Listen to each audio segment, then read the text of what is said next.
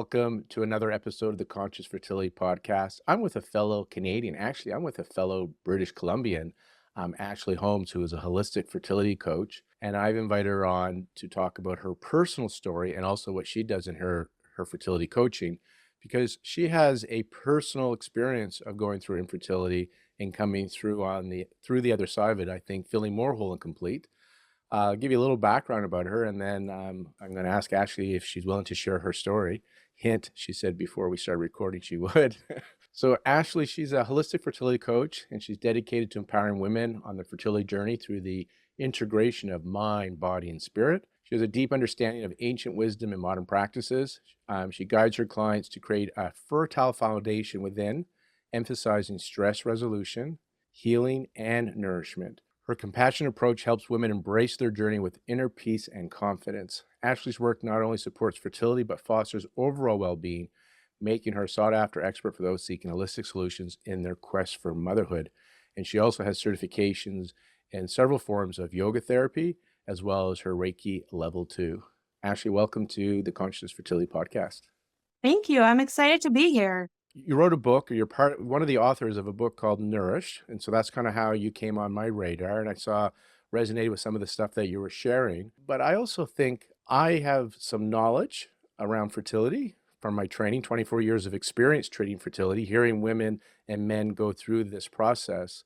But one thing I cannot have is personal experience of infertility, and so I think it's always helpful when somebody has been through it can share their ups and downs. And that's where I thought it'd be interesting to have you on the show. So would you be willing to kind of tell us your experience? And are you okay if I kind of ask questions as you tell your story out of curiosity and just wanting to know more?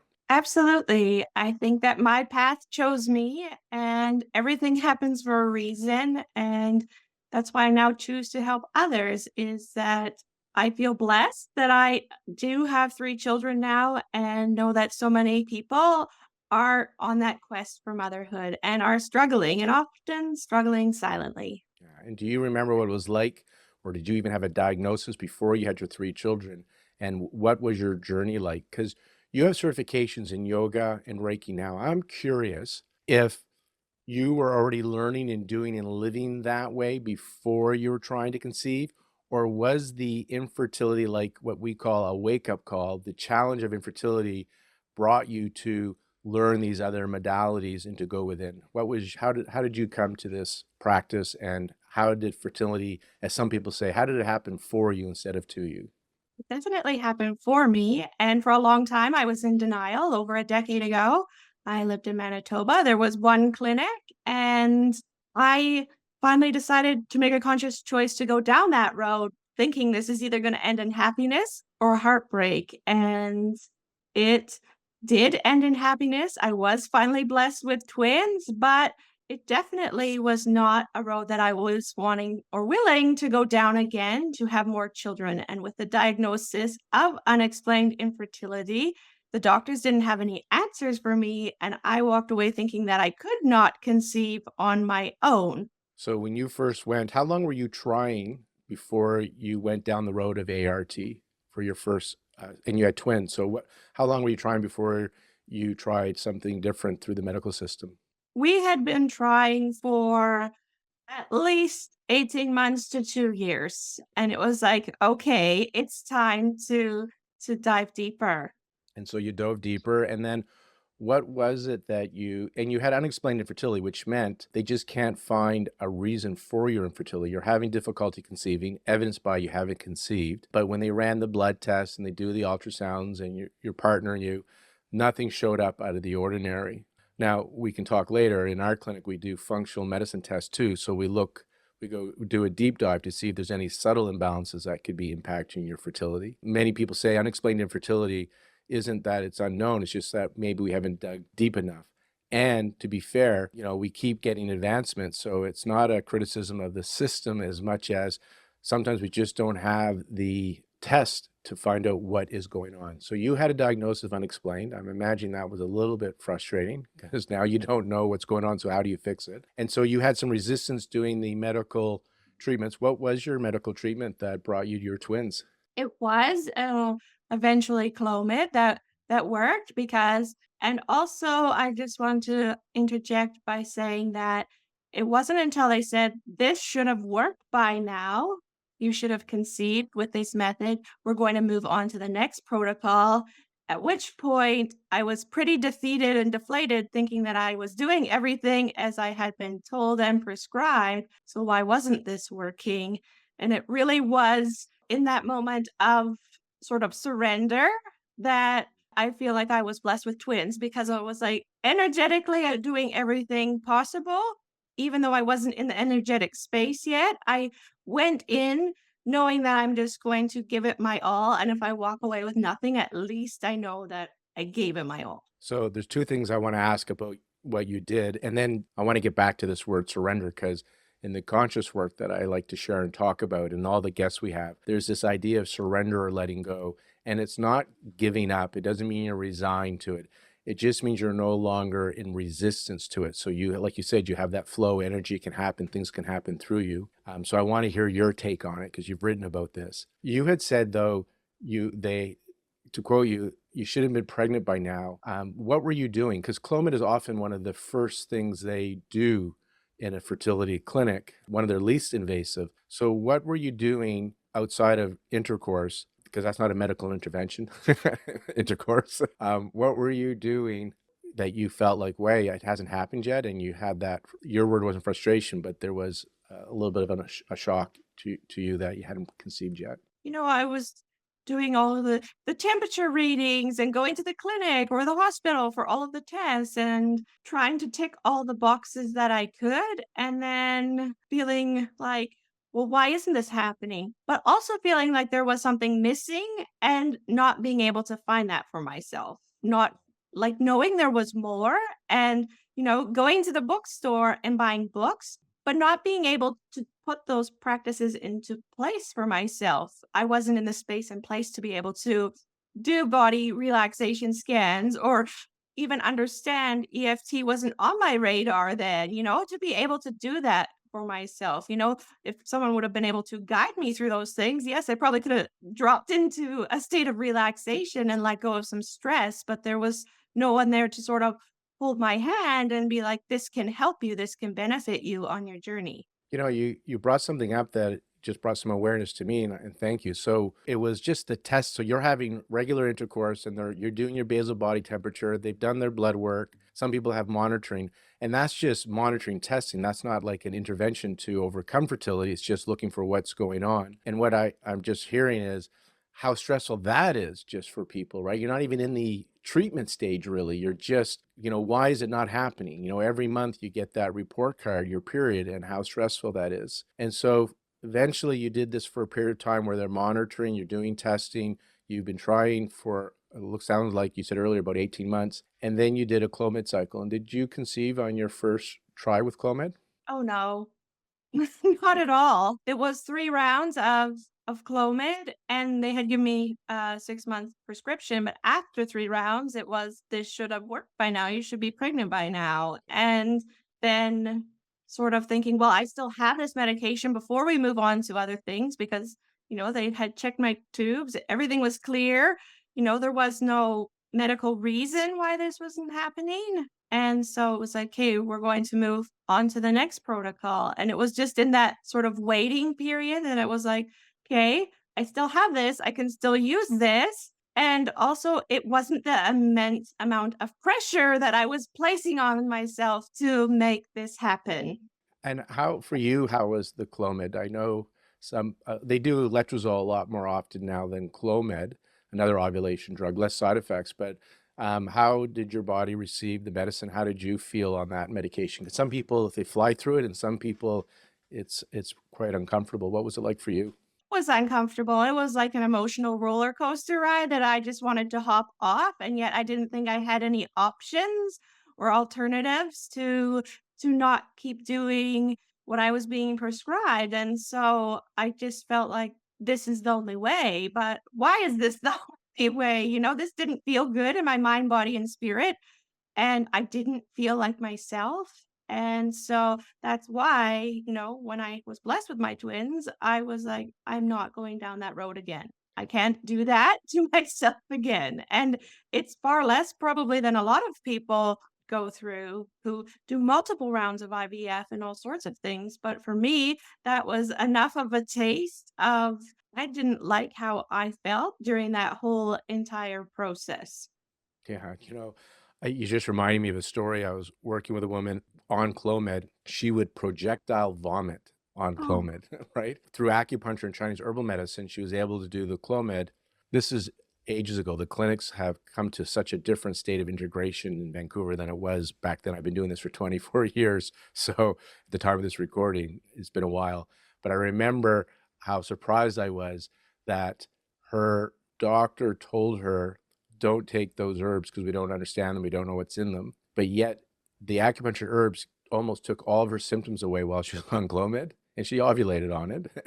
But when she wasn't on the acupuncture herbs, she had projectile vomiting. And so again, just shows you now clinics will work with us and we can do the integration. But a lot of people can suffer on these medications. You said that you didn't want to do it for the again because you after you had your twins. What did you have, by the way? What are your twins? boy and a girl. So really I had the dream, right? And it was like, Right. just be grateful. You've achieved what so many people are, that's their end goal. And yeah, a little piece of me was just wanting to know why.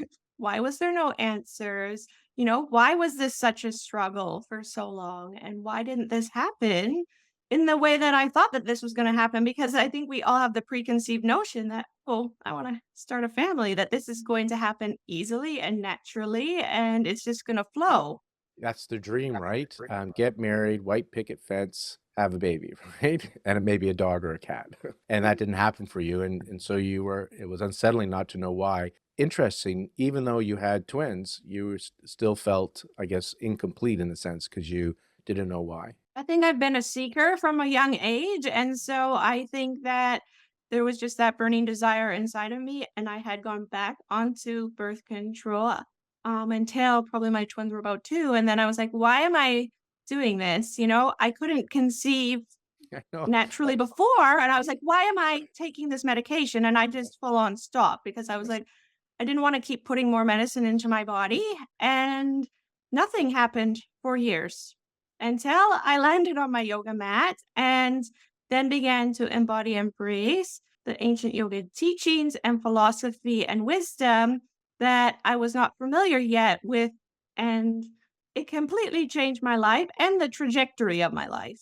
I want to hear more about that. And I think the conclusion, just to let our listeners know, is you conceived a third child, and that one was without any support from the medical system, just through your yoga practice and other things that you did, which we're curious to know. What did you do? So, going off birth control pill, very good idea if you're trying to conceive. So, you did that one. Um, but you found yoga and kind of share with us, like, kind of what if or there were any transformations. And the reason I bring this up, those that work with me in my conscious work know that I'm not attached to my tools. So actually, I'm trained as an acupuncturist, but I'm not attached to my needles. I'm trained as a clinical hypnotherapist, and I have many tools. I love using emotional freedom technique, by the way, as part of my process. You mentioned EFT earlier, but they're just tools for me to get you into that present moment. When you are present, you are so resourced. That means resistance is down to nothing almost. And now you have flow and receptivity. And I believe other things flow through you, this consciousness spirit where miracles can happen. However, I'm not attached to yoga there's many things that can bring you to presence, including suffering, including severe bad situations sometimes as a wake up. So I just prefer that we use the yoga mat to get to that awakening versus a terrible situation in our life. So can you share what you found through yoga and what you think changed because you ended up conceiving a third child? And just tell us a little bit about your surrender experiment. Definitely. I started by practicing and getting trained in hatha yoga, which is your hot flow, quick paced yoga. And yes, there was a transformation there in mind, body, and spirit of being more present and aware. But it wasn't until I dove deeper into yin yoga and restorative yoga and therapeutic yoga that I really began to see transformation within me and had a spiritual awakening of what I was unconsciously creating in my life. And having that recognition of I can consciously create what I desire when my attention and my energy is flowing correctly in my body. And so I really worked with my nervous system to come out of fight or flight mode into rest and digest mode and to balance my chakras, to heal my chakras, to do a lot of inner work that was necessary and yet that I didn't wasn't accessing and I didn't know how to access beforehand. And so it really was eye-opening and it changed my life and I embodied and embraced a more holistic lifestyle. I incorporate the sister science of yoga, which is Ayurveda, in my life and use it with my clients because it helps me to stay balanced and aligned because it is working with your mind and your body together to serve your inborn constitution that you arrived here on this earth with. And I think really infertility is an invitation for us to dive deeper and to get to know ourselves better and to understand our bodies better and to be able to be open to receive because we may think we are, but energetically, are we? So tell me more about this. You said a few things that I'm like, oh, I got to ask you a question about this and that. You said on your yoga mat, I think I heard you say you had like an awakening. So what is an awakening and what was your experience? It was really a light bulb moment of realizing that I was unconsciously creating things that I didn't desire in my life, that I had unconsciously created my own infertility, but I also was therefore able to consciously create fertility within myself because it was just that awareness of an empowerment of, before I gave all my power away to the medical world of if you can't help me, then this isn't going to work for me. There's no hope for me. This is impossible for me. And really turned inward to see what was possible for me, where I was energetically blocked, and how I could learn to sit with discomfort, how I could work with the issues in my tissues that had accumulated over the years, and to breathe into that because previously I could not sit with discomfort.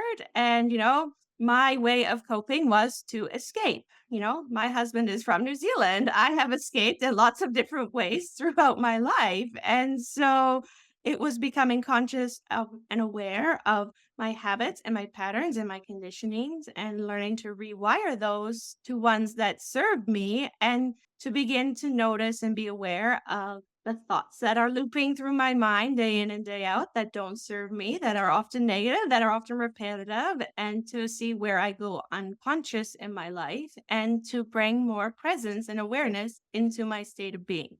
That's the key. Presence. Our local BC guy, Eckhart Tolle, The Power of Now, right? Find that presence and having tools to help you find that presence, or I think it's always there to attune to that presence is the secret sauce. You mentioned that you escaped and you mentioned your husband's from New Zealand. So I just want to connect the dots. You were having something not going well. You escaped to New Zealand and that's where you met your husband. Is that the connecting the dots? Yes. Yeah. Yes. So, yeah. Life is like something's happening, but look, something good came out of it. This or better, right? Like because of whatever you had to escape from, it was what brought you to your husband. So in the end, it worked out well for you and your Yes. infertility. And now look at what you're doing, helping people with fertility learn these tools to surrender, to have more flow and receptivity.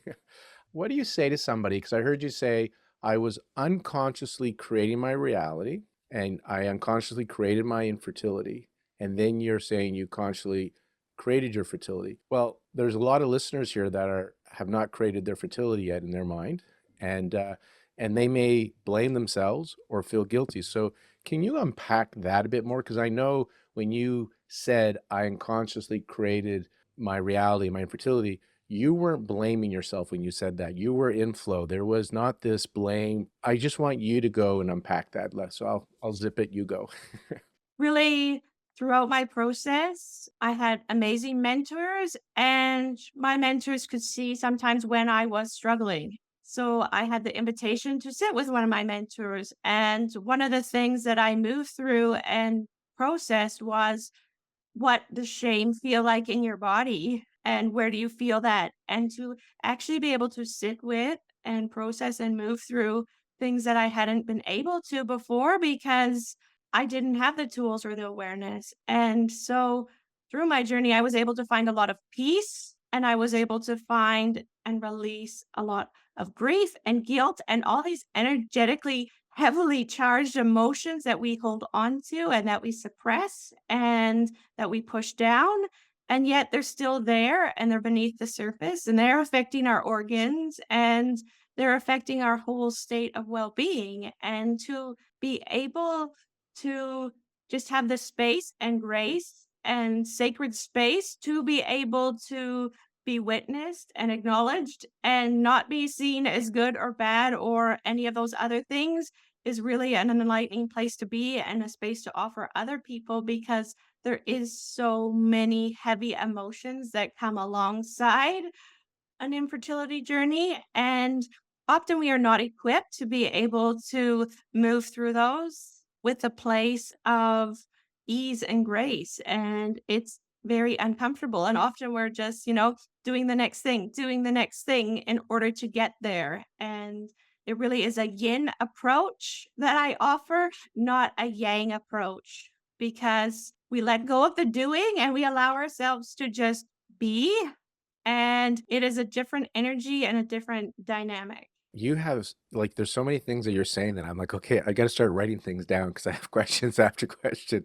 But I'll work backwards and see how my mind goes. So that yin yang approach, yin being in that receptive mode, aware and receptive. Yang is that doing, and we're human beings versus human doings. In my practice, being my past history as a chartered accountant, a CPA. A lot of the people I see are lawyers and executives, entrepreneurs, and so it's hard for them to get into that receptive mode. And then some people just they've never been that kind of person. And so I have a podcast because I love how he said it, by Armit Goswami, and he has this approach, doobie idea. And so sometimes we can do a little bit to get into being, right?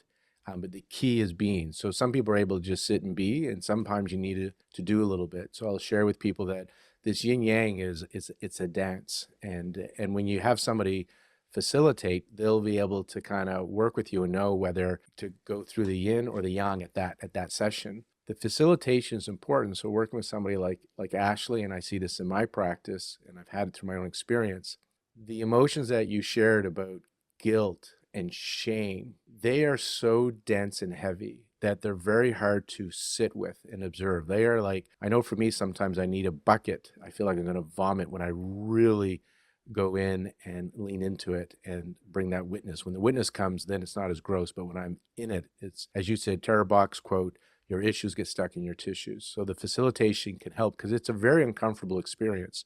But if somebody facilitates you and you learn to sit with it and observe it, the charge comes out of it. You take the charge out and then it lets go of you. Like energy, emotion, energy, emotion. The very nature of energy is to move up and out. To quote you, what you said, when you suppress it, right? When you resist it, I'll add when you project it out or believe in it, then you feed it, right? But if you can fully become aware and witness it with kindness and compassion, the charge comes out of it and then it can just move through you. So you're meant to feel these emotions based on a situation, but they're only supposed to last 90 seconds for a few minutes and move through you. But being human beings, we get them stuck in our tissues. And I work with a lot with fertility, but in my practice, I have people that have had a bad divorce, looking for a relationship, want to get out of a relationship, financial disasters happen, serious illness, fertility. One thing that I know that's been in common is when you distill down their stories, we're more the same than different, in that it comes up with not good enough, shame, and guilt. Has that been your experience personally, and then with all the clients that you work with, that when you distill it down, there's kind of this common theme, although the story looks different, the feeling and belief is similar? It definitely, I feel, stems from a place of belief of what is possible for them oftentimes, and the worthiness factor, because it is playing so heavily on women that, all women are meant to be mothers. And so then what is wrong with me? Or people fill out their forms and say, I'm fixed or I feel broken. And I'm like, okay, we're going to have a conversation about that. We can still work together. But the mind chatter that is going on and how they view themselves in this process and how they look at themselves and their journey is really, really important. And we don't it's often unconscious and we don't realize it until we have a conversation with someone that what is flowing, beneath the surface isn't serving us. And what is seen can't be unseen. And that's really the beauty of it. In your work and in our conversations, you've talked about like everything is energy and you had blockages. I'm wondering if you can elaborate on that.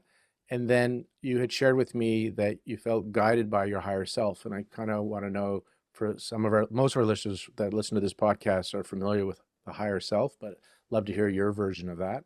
So, what do you mean by everything is energy? And can you share a little bit about that, being guided by your higher self? How do you attune to that, more importantly? When I realized I was more than just my physical body, that was the beginning of opening a new door for me. And a lot of the work that I offer is with the root chakra to create and have that safety and security within, because we cannot bring in new life if we don't have a foundation of safety and security. And then to work with the sacral chakra, to work with the reproductive organs to be in flow, to allow what is instead of what we think should be. And then your solar plexus is working with your worthiness through this whole thing, your self esteem through this whole thing, how you view yourself. Do you feel like you're less than because your family or your coworker or somebody else is pregnant and it's not you? And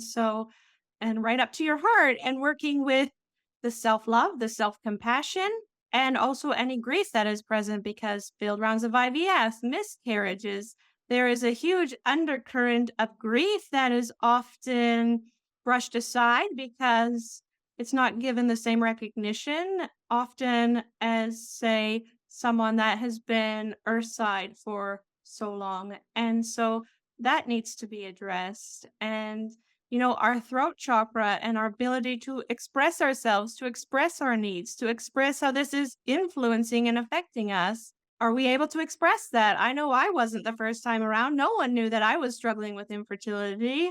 I was leaving work and going to appointments and not saying a word and hoping no one would start to question why I was leaving work so often, where I was going, what was happening, what was quote unquote wrong. And so that's really important, and that can lead to a disconnection, which is your intuition, which is your third eye chakra. And so the first time around, I did not have that connection, and that was the missing link that I was missing. I did not have a mind, body, and spirit connection. I was very disconnected. I was doing the things with my body, but my mind was not there, it was not present. It was either in the future or it was in the past. And was very seldom present. And so it was becoming conscious and aware of that and realizing that I have a spirit, I can connect to that spirit. That's who I am. And that's what makes me unique and makes me me. And to make that an intentional practice every day as well. And when I do that and I set that tone and energy and frequency and vibration for the day, it is very different to just, being pulled out of bed by mom. And how do you attune to that higher self? How do you share this with your clients and yourself to help them attune to that higher self and to get into that state of surrender or presence? What's your modalities and styles? Really, it is stillness and solitude because when we're so busy, we cannot oftentimes feel connected to ourselves when we're in the hustle and bustle and the grind and the to dos. So it's taking that time to tune in, to listen, and whether that's through meditation or whether that is just being in nature, there's many ways that, and I feel like it's important that you find your way. It's not me telling you how you should feel connected to you, what lights you up, what fuels you with joy in your day, and connect to that part of you. I have non-negotiables every day where it's like I get on my mat because I've just habited the practice of get on your mat and all is coming and all everything has, and I didn't know when, and it's releasing the timelines and the expectations and the attachments to what I think things should be and surrender to what is in the moment. You know, I'm writing a book now, and it's basically what I do in my practice. And I don't have a title, but if I was going to give it a title, it's called How to Now. Because when people come to me, they're like, how? Like, how do I do this? Like, I want that serenity. I want that stillness. And again, some people just can just stop and find it. And then some people like me, and the majority of the people that are attracted to me, like these, I call them tools or gimmicks, just doings to get into being. That's the key. The key is the beingness. And so there's many ways to do that. There's so many simple tools out there. And I like what you shared though, having that daily practice. So I want to share a tip with just our listeners, because I have practices and tools that I share with my audience. I do them for myself, not all of them every day, but I have certain systems. The listeners know about my notice, accept, choose again. But I just want to throw out gratitude for those of you that are doers that want to have an activity. And there's some cool science behind it that if you can sit every morning and just practice gratitude, and I invite you to write it down versus just think it, and bring up the feeling of gratitude, because it's not just, it's the feeling that puts out the energy, the power behind the gratitude. You want to feel that. And the research has shown, because I don't want to go into details on this, but today I just want to share that when you practice gratitude, they can see the actual physical change in the brain, wiring changing. And we can understand through neuroscience, there's a thing called tagging. And if you focus, if you have 10 things in your life and 9 are good and 1 is bad, and you focus on the bad, your life sucks. Vice versa, if you have 10 things in your life and 1 is good and 9 are bad, and you focus on the good, life is good. And I have this quote that where the mind goes, the chi follows. What you focus on becomes your reality. And then through research, we see how practicing gratitude changes wires of the brain. So you start to perceive, and it's almost as if you're attracting more of that into your life. To give an example that everybody can relate to is when you've ever been shopping for a new car, all of a sudden you see more of that make and model on the road. There is no more make or model of that car. It's just that's where your focus has. Well, actually, here's one for our audience. Everybody you're seeing is pregnant or with a stroller, right? It's not that there's Mhm. any more people that are pregnant or have babies. It's just that's where your focus is. So you can, as Ashley shared, she was unconsciously creating her reality. And then through her practice and tools, she started consciously creating her reality. And one of the tools I want to share with you is daily gratitude, 3 original things that you can be grateful for in your life. And the key is not just writing them down as a duty to write them down. That's not what we're saying. Be in that moment as you write them down and bring up the feeling of gratitude and see if you can even expand it, make it 10 times more. So just wanted to share that with our audience.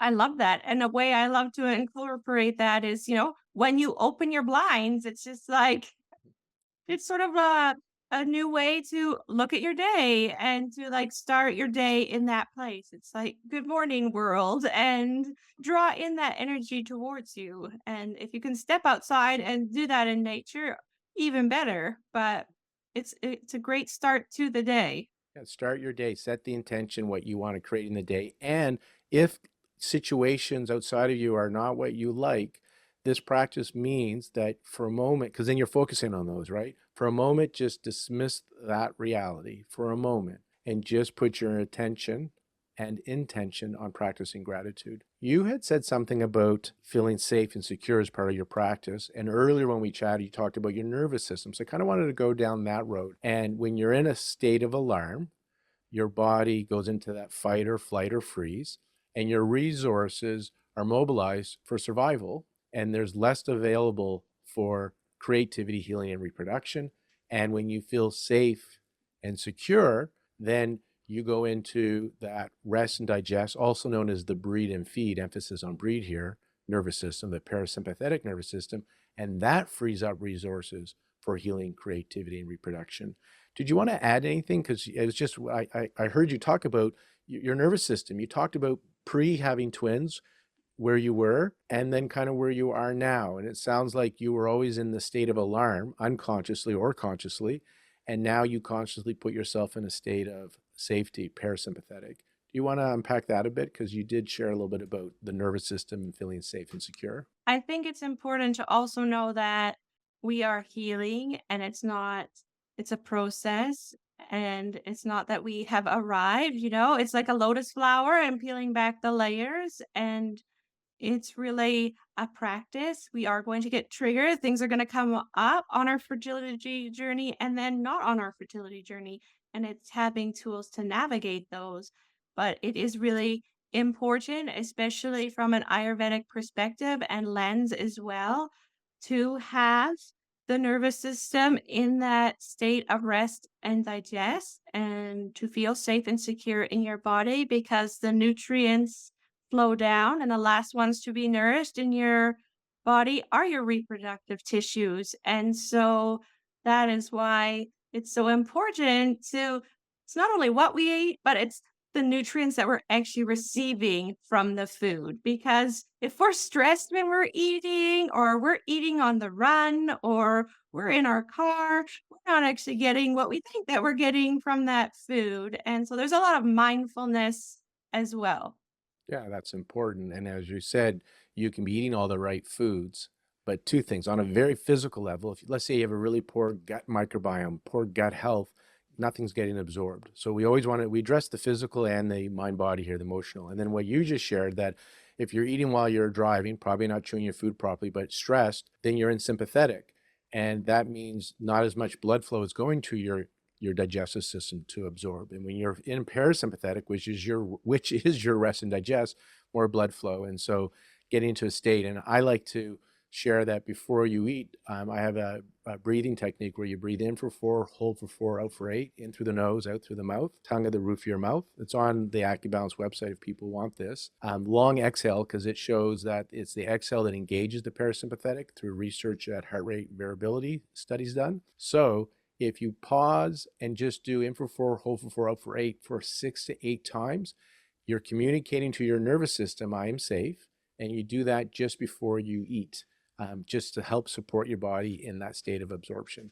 And what happens is because you brought mindfulness presence to your meal, you may look at your plate and say, I'm not going to eat that because you may be eating to fill the void, to fill the stress, looking for those sweets and carbs to numb you. And when you bring a little bit of awareness, you may look and decide that you don't want to put that into your temple, your body. Oh, I love that you Yeah. just said that word because that really changed the trajectory of how I looked at myself and my body when I saw on the yoga studio wall years ago a BKS Iyengar quote that was, the body is your temple, for the soul resides in it, or something to that effect. And it really shifted for me the way I looked at my body and the way I started to treat my body. And not to squeeze it and manipulate it into this shape or pose, but to begin to treat it with the care and love and respect that it deserves. I love it. So, what are some of the things in your practice and that you share with others to help them love their temple and keep their temple in good health, mind and body? What are, I get you do yoga. What other things would somebody expect to learn from you as their coach? There is yoga, and also bearing in mind that yoga isn't just the asanas. There's 8 limbs of yoga. And so it's learning about your senses and breathing practices and all of these things alongside of it, as well as meditations. And one of the ones that I really love to offer for people that don't think that they can meditate or have tried a meditation practice and can't stick with it is yoga nidra, because it is like yogic sleep, and the benefits that you receive for the subconscious mind, your subconscious will take whatever it needs from the practice and apply it to you, to the 5 koshas of your being, of your body, and you cannot do it wrong. And the blessing of it is when you're stressed that 20 minutes of it is equivalent to 4 hours of sleep. So it is really just that perfect reset and deep healing to really just change yourself from the inside out. I love that, and I offer Reiki to my clients when they receive their periods, just to have that energy healing, to allow themselves to just be, to reset and to start afresh and to sort of clear the past month and anything that has come up and that they have been navigating, and to start anew and to really like let go of what has been and focus on this month and to not get so caught up and also focus begins to shift from the baby to themselves. And when they can do that and they can work on themselves and things begin to flow a lot more freely and easily, the changes are seen quite quickly. And I determine their Ayurvedic dosha. So whether they are Pitta or Kapha or Vata determines what sort of yoga practices I would recommend, breathing practices, how to balance themselves and stay in rhythm and harmony with the seasons, with nature, so that everything is more congruent for them. There's more of a state of equilibrium within, and so that they feel like their best selves. And when they can feel like that, then everything starts to feel more easy and everything starts to flow more easily. Yeah, we'll finish with this quote then. The more you do it, the easier it becomes. The easier it becomes, the longer you do it. So, like you said, keep doing it and it becomes easy. And the other part I heard 20 minutes is like 4 hours of sleep, the 20-minute practice. That's that idea that small actions lead to massive results. It just needs to be done regularly, daily. So, that small action, if you do it, after 3 months, 6 months, a year, if you look behind your timeline, you realize what transformation it made, like massively, these small things. So don't dismiss these simple things that Ashley is sharing. So you went from frustrated, unexplained infertility, trying for over 18 months, having a bit of a resistance on your Clomid ride, 3 cycles unsuccessful.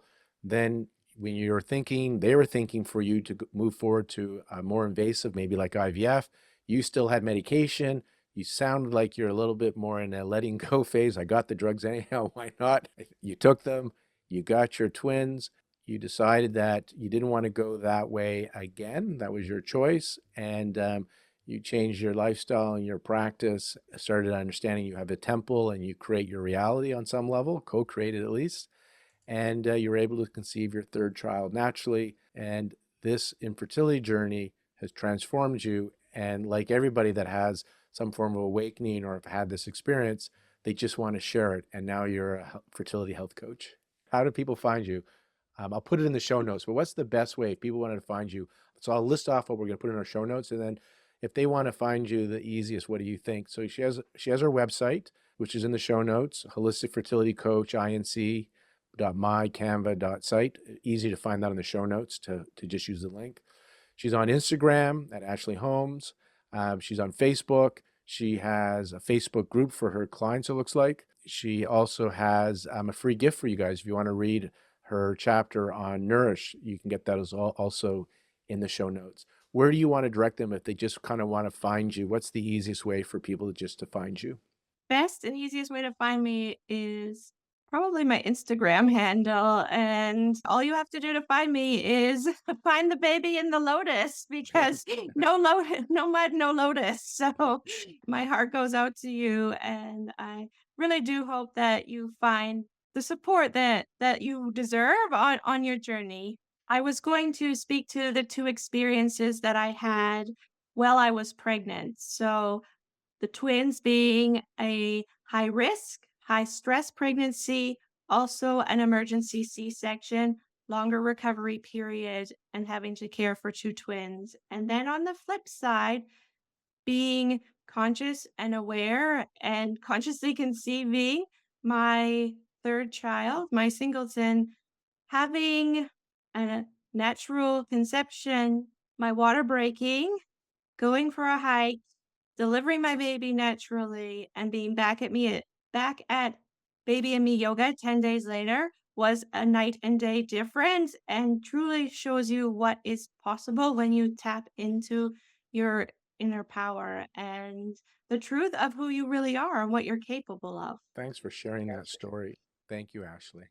Off camera, Ashley and I were chatting. And so I just want to share, I've shared this piece before on episodes, but I haven't mentioned it for a while. And what kind of came out of our discussion off camera and on this podcast was a bit about my hidden agenda and being aware that when people come to me or come to people like Ashley, they're wanting to conceive. And so we get that, hey, if I can do something to help me lower the resistance, to help more flow, if I can do anything to help me get pregnant, I'll try it. So here, sure, I'll try conscious work or I'll try yoga. My hidden agenda is that I subscribe to this idea that the outer world is a reflection of our inner world. So rather than go and work on the outer world, we heal our inner world. And situations like infertility or a divorce or a bad breakup are opportunities. I wouldn't call them gifts because nobody would ask for them. I would give those gifts back, but they are opportunities to heal and have this wake up process within you. And the reason this is important to me, my hidden agenda, is that I've heard through other people on my podcast that in one generation we could heal this planet, meaning that because of the parenting we all had, myself included, we didn't get the attachment needs met, that we grow up feeling separate and not safe unconsciously. And we use drugs to numb it, we'll join gangs. And if one generation these children could be fully attached to, then they wouldn't need to join gangs, cut, or drugs, and they wouldn't go to war because they don't see themselves as fully separate. So this whole idea in my practice that I do at AccuBalance and the podcast is you go from conscious infertility to conscious conception to conscious pregnancy to conscious parenting. So that process brings you, so you are seeing and hearing yourself, you have healed that inner child, you have come to that place of feeling more awake and aware, tuned into your higher self, basically. And now you're able to consciously be there for your child. So that's my hidden agenda. And with that, either you'll conceive and have your baby, and if not, you still feel whole and complete. So even though you may feel disappointed that that desire was not fulfilled, you're still okay inside. So we develop that emotional resilience. And so there is no unsuccess, I guess, because you either have your baby and you feel whole and complete, you don't have your baby and you're still whole and complete. That's my intention anyhow. If you're interested in conscious work, check out some of the blogs on our website under the mood and healing section. And I do this conscious work remotely, so through telehealth. And then I also do it in my clinic where I combine it with acupuncture, low-level laser therapy, and if needed, Chinese herbal medicine and supplements. Wishing you all the best.